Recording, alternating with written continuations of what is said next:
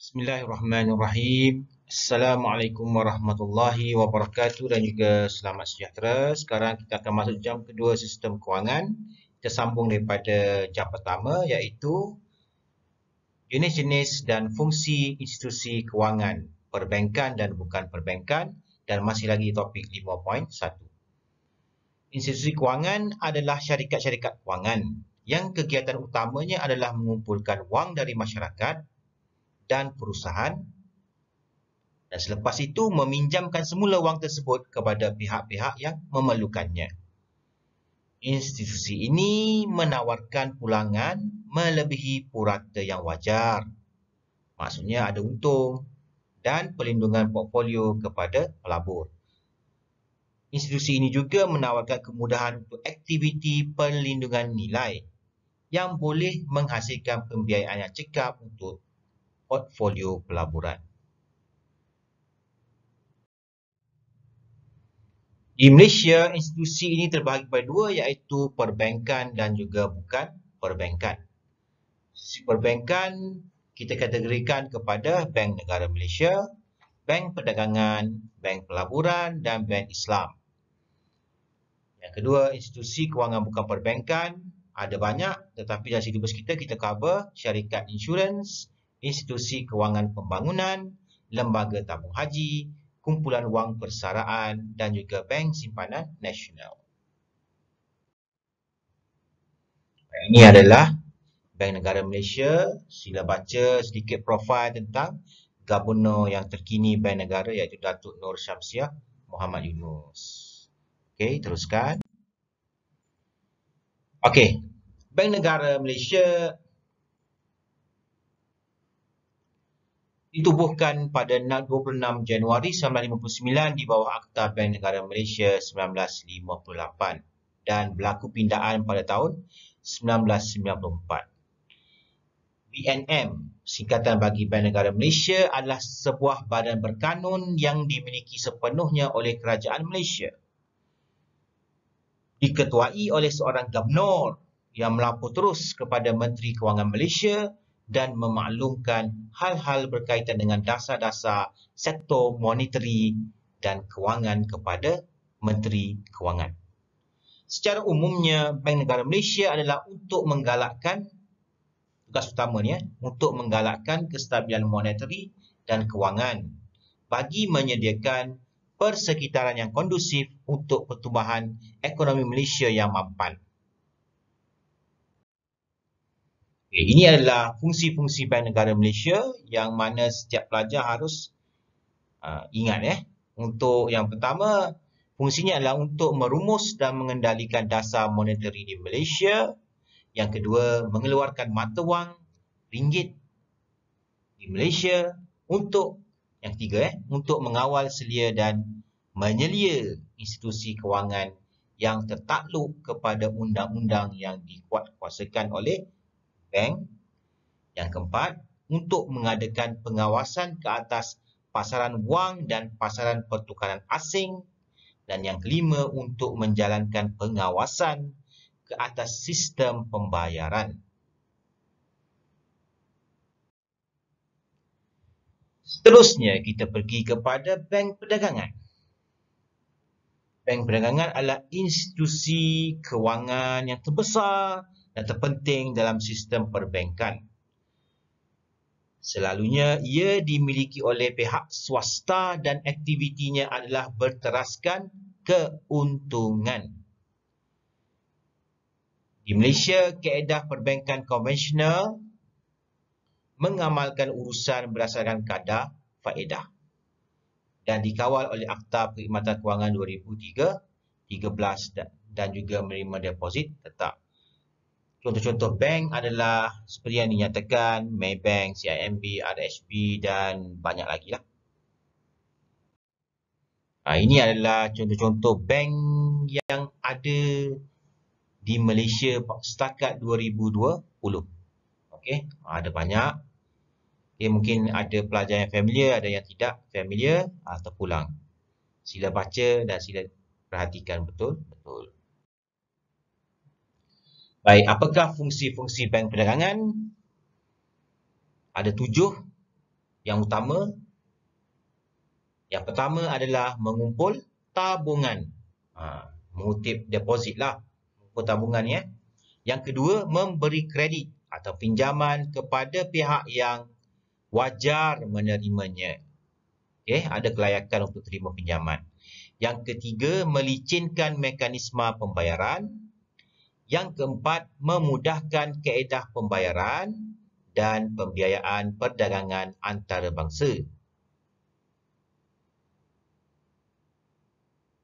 Yang kelima, membolehkan pengiriman wang dengan pelbagai kaedah sama ada dalam atau luar negara.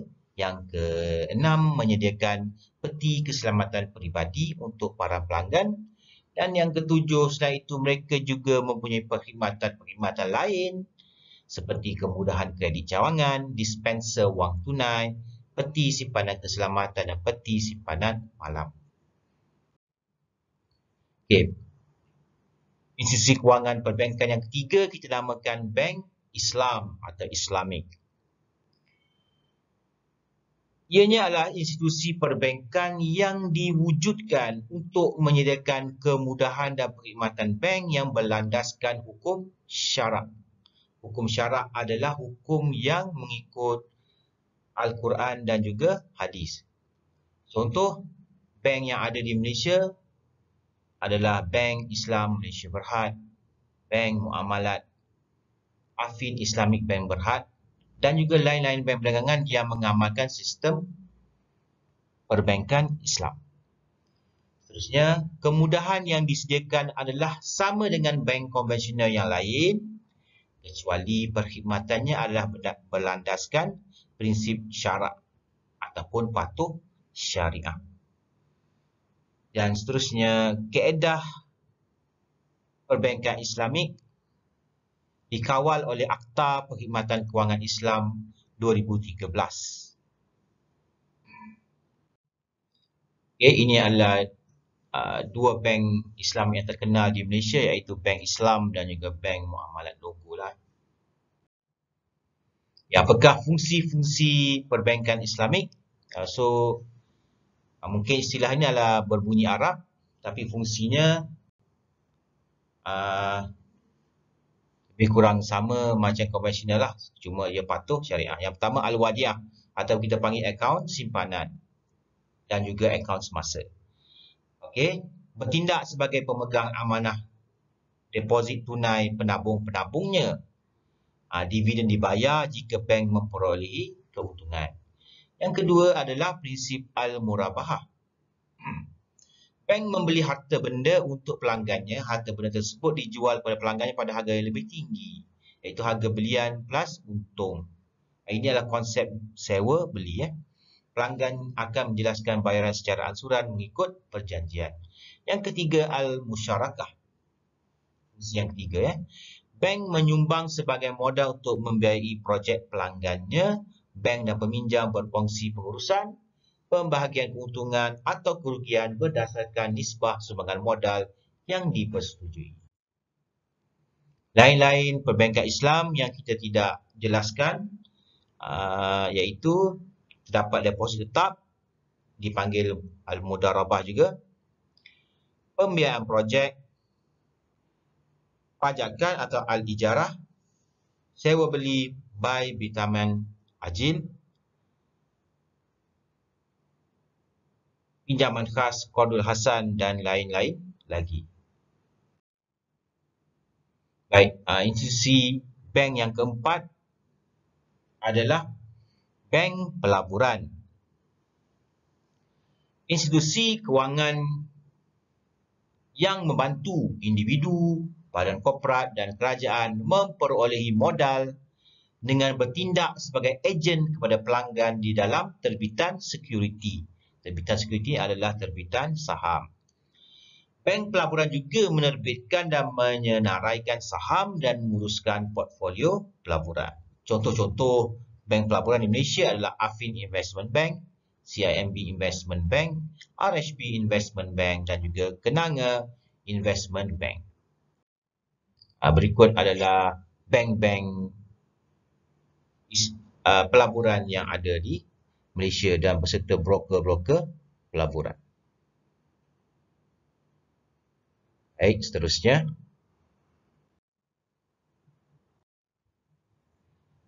Seterusnya, kita pergi kepada institusi yang kedua, iaitu institusi kewangan bukan perbankan. Yang pertama, syarikat insurans.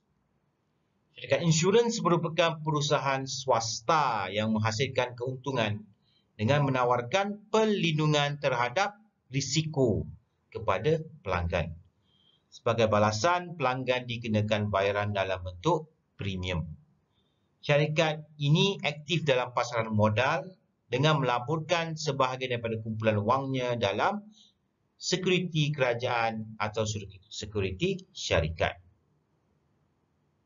So, apakah fungsi-fungsi syarikat insurans? Yang pertama, membayar pampasan kepada pemegang polisinya terhadap risiko-risiko seperti kerugian harta benda, kehilangan nyawa dan lain-lain lagi.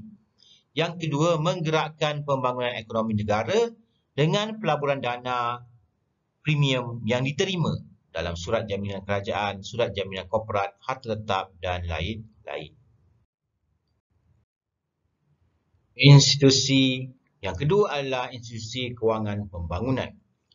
Institusi-institusi ini ditubuhkan khas untuk menggalakkan sektor-sektor ekonomi strategik yang tertentu.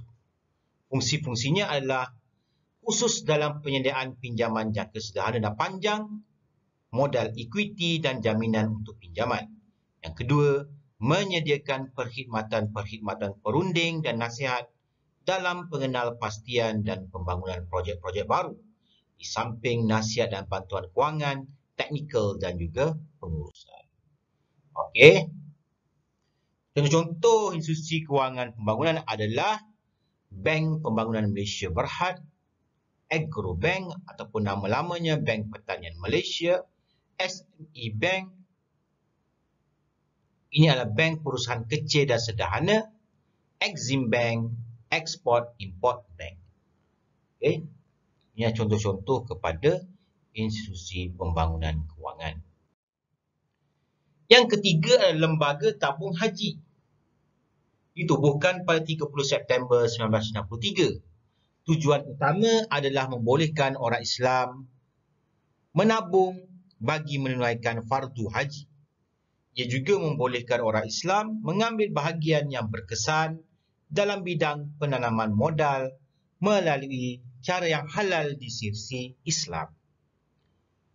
Yang ketiga, memberi perlindungan dan kebajikan jemaah haji melaksanakan fardu haji dengan menyediakan pelbagai kemudahan dan perkhidmatan.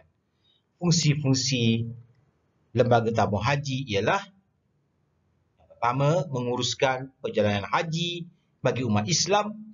Yang kedua, menyediakan kemudahan tabungan. Yang ketiga, dana simpanan digunakan untuk tujuan pelaburan yang berlandaskan hukum syarak. Yang keempat, menyediakan pinjaman kepada pelanggan untuk tujuan perubatan, pendidikan atau pembelian aset. Okay. Yang keempat adalah kumpulan wang persaraan. Ianya adalah skim kewangan yang dibentuk untuk tujuan menyediakan keselamatan sosial dengan cara faedah persaraan, perubatan, kematian dan ketidakupayaan kepada ahli dan tanggungan mereka. Okay, di sini kita akan mengenali 4 jenis kumpulan wang persaraan, iaitu kumpulan wang simpanan pekerja KWSP ataupun bahasa Inggerisnya EPF. Yang kedua, kumpulan wang simpanan guru KWSG. Yang ketiga, Pertubuhan Keselamatan Sosial Perkeso, insurans, berbentuk insurans awam. Yang keempat, Lembaga Tabung Angkatan Tentera LTAT. Okay.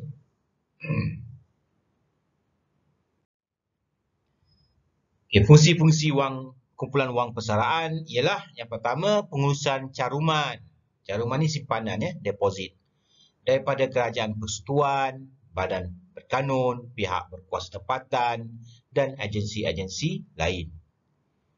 Yang kedua, pentadbiran, pengurusan dan pelaburan dana dalam equity, security pendapatan tetap, instrumen pasaran wang dan bentuk-bentuk pelaburan lain yang dibenarkan di bawah Akta Kumpulan Wang Persaraan 2007. Yang ketiga, pengurusan pembayaran pencen untuk pekerja yang mengambil skim pencen. Dan yang keempat, memberi perlindungan dan juga keselamatan sosial kepada pekerja dan tanggungannya. Baik, institusi kewangan bukan perbankan yang kelima adalah Bank Simpanan Nasional. Okey, ditubuhkan pada 1 hari bulan Disember 1974 di bawah Akta Parlimen. Juga dikenali sebagai Government Owned Bank, milik kerajaan. Bank ini ditubuhkan untuk menggalakkan tabungan bagi golongan yang berpendapatan rendah. Fungsi-fungsi BSN ialah yang pertama, menyediakan saluran untuk menyimpan dan melabur bagi orang awam. Yang kedua, menggalakkan dan menggambling simpanan, terutama daripada penyimpan-penyimpan yang kecil. Yang ketiga, menanam tabiat berjimat cermat dan menyimpan.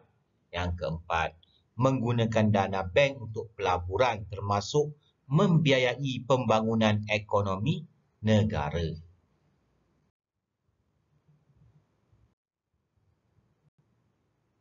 Okey, ini adalah fungsi-fungsi am bagi institusi kewangan bukan perbankan.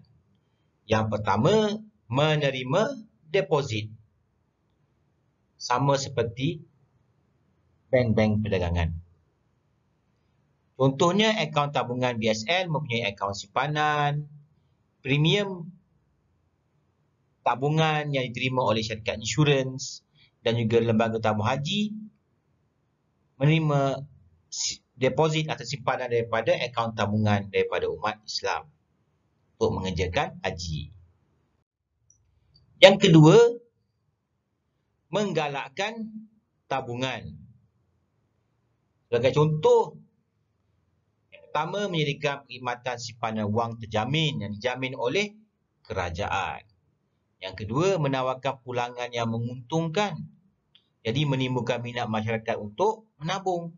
Yang ketiga, memudahkan pengeluaran dan pembayaran dibuat. BSN sama seperti bank perdagangan, ada mesin juruwang, ada mesin terima deposit, mesin terima cek dan pelbagai lagi. Yang ketiga, menggalakkan pelaburan. Dana dari unit lebihan yang dideposit atau ditabungkan itu boleh digunakan untuk dilaburkan dalam sektor ekonomi yang memerlukan dana. Sebagai contoh, tabung haji melabur dalam pelbagai projek pelaburan, hartanah, pembinaan, perdagangan. Yang kedua, menyalurkan tabungan-tabungan yang diterima untuk tujuan-tujuan pelaburan. Yang ketiga, membiayai pelaburan kerajaan dan sektor swasta. Yang keempat, menawarkan sijil-sijil pelaburan. Yang kelima, syarikat insurans like KWSP membeli surat jaminan kerajaan dan bil-bil perbendaharaan. Dan yang keenam, BSN melanggan surat jaminan kerajaan. Okey.